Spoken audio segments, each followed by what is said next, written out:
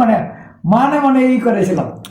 আর ওই কিন্তু সময় মতো আসতে পারবে না, কাজের হ্যাঁ, ব্যস্ততা। কাজে ও আমাকে বলেছে যে আমি আসতে পারবো না। হুম। এখন আমি যখন ধরবো ওকে ক্লিয়ার করার চেষ্টা করবো, 1 দিন 2 দিন 3 দিন 4 দিন যাই লাগুক ওকে শেষ করব, কিন্তু ওরকম ভাবে আসতে কিন্তু ও তো আসতে পারবে না। হুম। এই কারণে আমি কিন্তু মানে ওর বিষয়টা আমি ওইভাবে লিনি। আমি যেগুলো ধরি ওটাকে ওইভাবে করার চেষ্টা করি আর কি।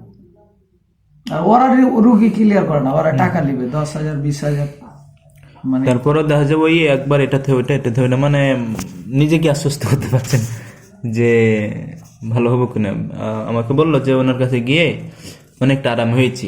আমি বলছি তাহলে ভালো, ওখানেই যান। এ পাগলা ও ঢাকাতে গেল, এটা তো চরম ভুল করেছে। ও নিজে আসতে পারছিল না। আমার কথা শুনে যদি মানে ছেড়ে দেওয়া যাবে না। ব্রেনটার একটু সমস্যা আছে, মানে খারাপ এখানে খারাপ ওখানে। ও যদি আমার কথা শুনে মানে টাইম মতন আসতে পারতো, তাহলে পরে ও ক্লিয়ার হয়ে যেত আলহামদুলিল্লাহ। মানে আমি তো রুগী এখন মানে অনেক রুগী দেখি। আমি খালি বলেছি যে একবার এখানে একবার ওখানে এভাবে যাওয়ার থেকে না যাওয়াই ভালো, যে বাড়িতে নিজে নিজে কিছু আমল করতে হবে ব্যক্তিগত, বা ওখানে এক জায়গাতে যায় ওখানেই করতে হবে। তো এই কথার কারণে আমার উপর রাগ করে নি, যে কথাবার্তা ওরকম বলে না।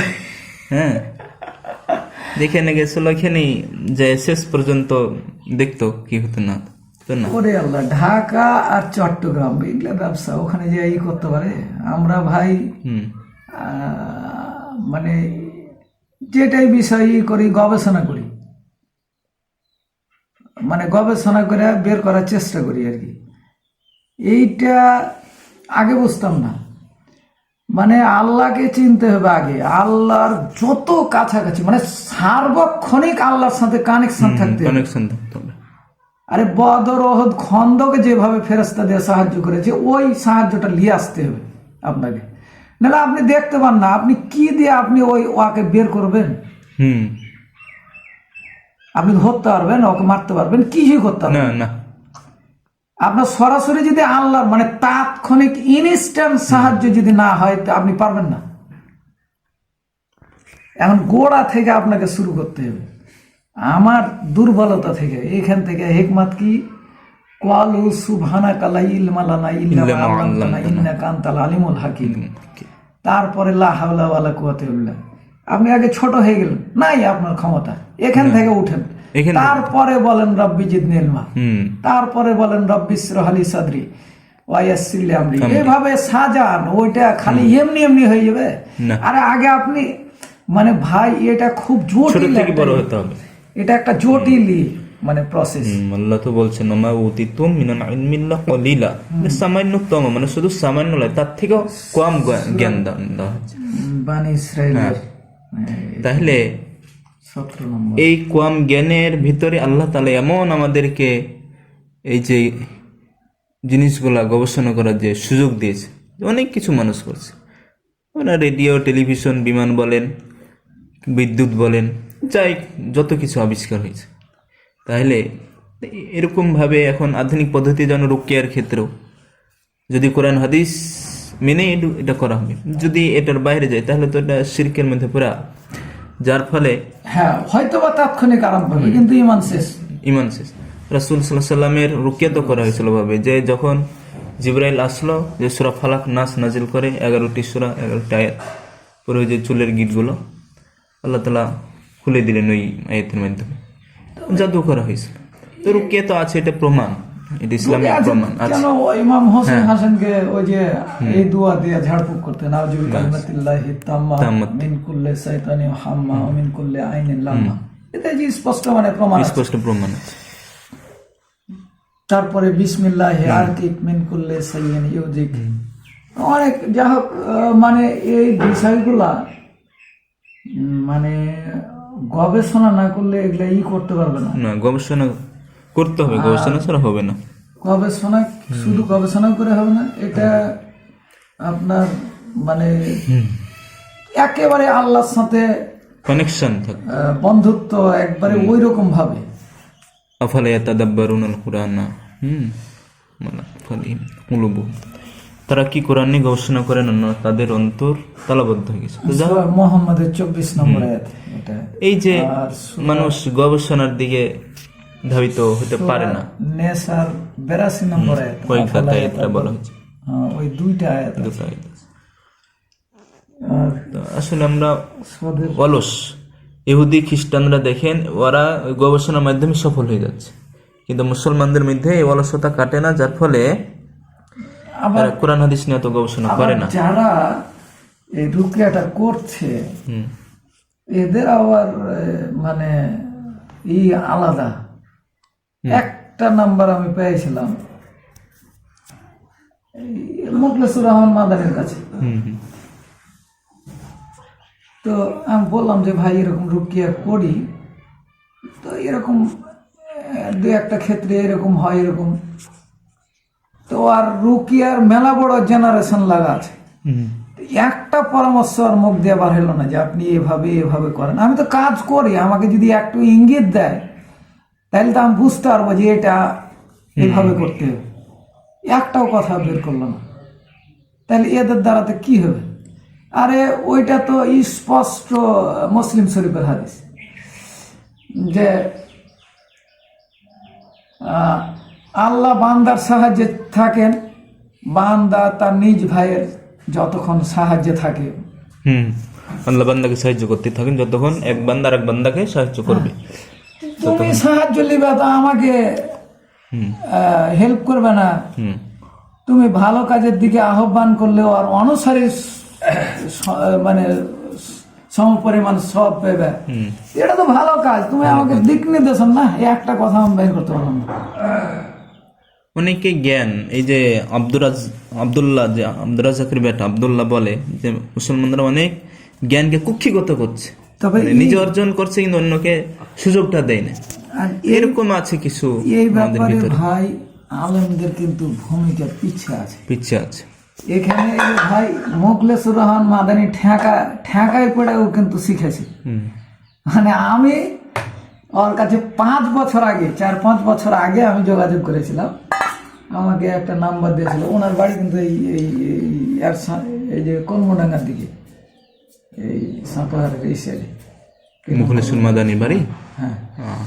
তো এটা তো কাছেই। এই কর্মডাঙ্গা তিলন এই দিকে আমাকে পাঠাচ্ছিল একটা নাম্বার দিয়ে, কাজ হয়নি। ও, তো আমার ছেলের একটা সমস্যা 7 বছর ধরে আমি সমাধান পাইনি। আহলে হাদিস আলেমদের উপরে এত রাগ হয়েছিল, আমার মনে হচ্ছিল যে আমি ওদের সামনে তাবিজ বাঁধে ঝুলিয়ে বেড়াই। এ ব্যাপারে ওদের কোনো ভূমিকা নাই ভাই। হুম, আরে যত বড় বড় আহলে হাদিসের আলেম আছে সবগুলোর কাছে আমার যাওয়া। শহীদুল্লাহ খান মাদানি, আব্দুর রাজাক বিন ইউসুফ, মুজাফফর বিন মহসিন, ইমামউদ্দিন বিন আব্দুল বাসির, ডক্টর মুসলিউদ্দিন, ডক্টর মানে কতগুলো নাম করবো, তাই আহলে হাদিসের বড় বড়। আমার বাচ্চাটাকে নিয়ে যে দেখাচ্ছি, কেউ কোনো ই নাই, অথচ খালি বক্তব্য গরম আসলে রুকিয়ার দিক দিয়ে তাবিজ ব্যবহার করা শিরক, এইটাকে মারে দিল। এখন তুমি ঘুরে বেড়াও, তুমি যে তাবিজ ব্যবহার করা শিরক এটা বলে দিলা, তো আর বিকল্প ব্যবস্থা তো দিতে হবে তোমাকে। কই ওটা কই?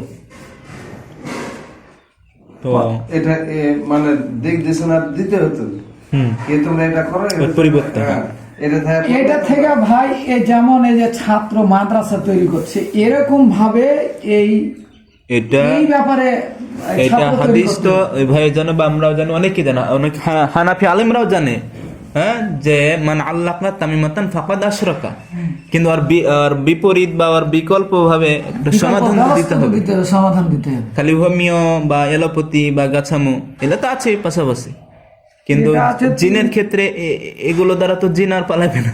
না, জিনের এই ক্ষেত্রে জন্য তো এটাই করতে হবে। আমি খুব মর্মাহত এবং আমার খুবই রাগ হচ্ছিল তখন যে এই মোখলেসুর রহমান মাদানির ছেলেকে জাদু করেছিল, যাই হোক জিনি হোক আর যেই হোক, তখন ও এই মোখলেসুর রহমান মাদানির ছেলেকে জাদু করেছিল, হুম, জাদুগ্রস্ত হয়েছিল, যেভাবে হোক, জিন হোক মানুষে হোক, রুকিয়া করে ভালো করেছে। দিয়ে এখন মাথা দিয়েছে।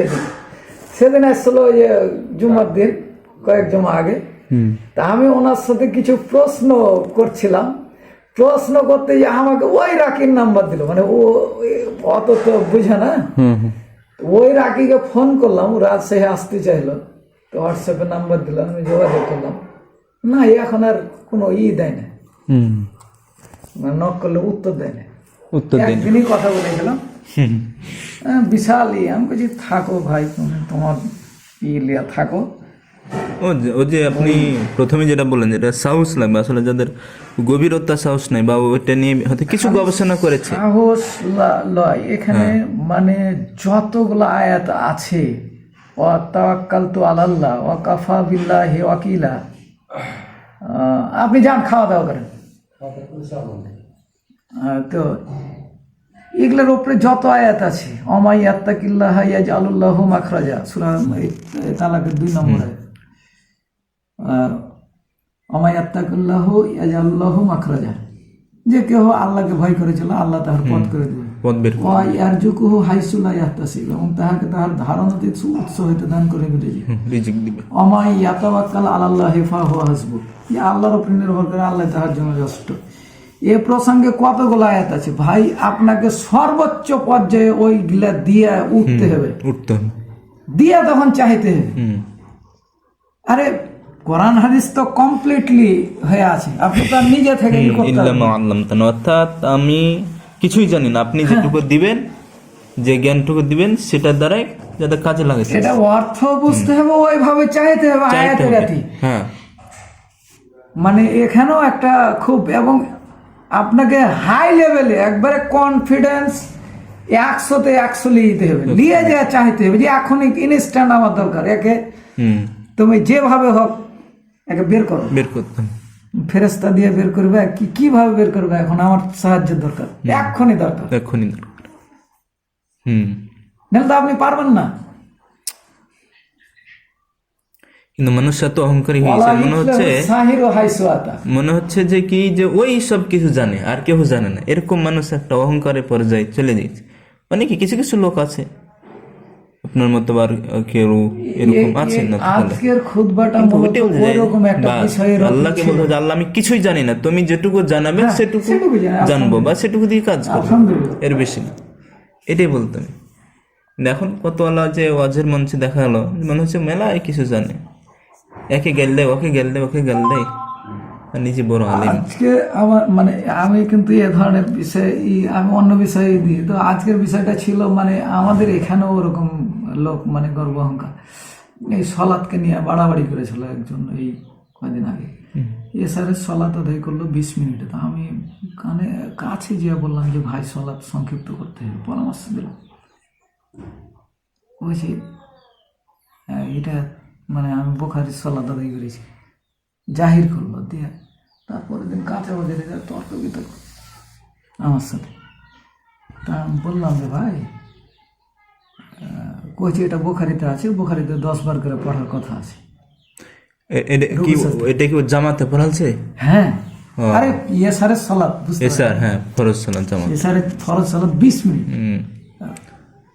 আমি এমনি ওই কি সুন্নাত নফল হলে ওই 20 মিনিট না 20 ঘন্টা লাগে, আপত্তি নেই। আচ্ছা দিয়ে আমার সাথে তর্ক করতে কইছি এটা বুখারীতে আছে, 10 বার আছে,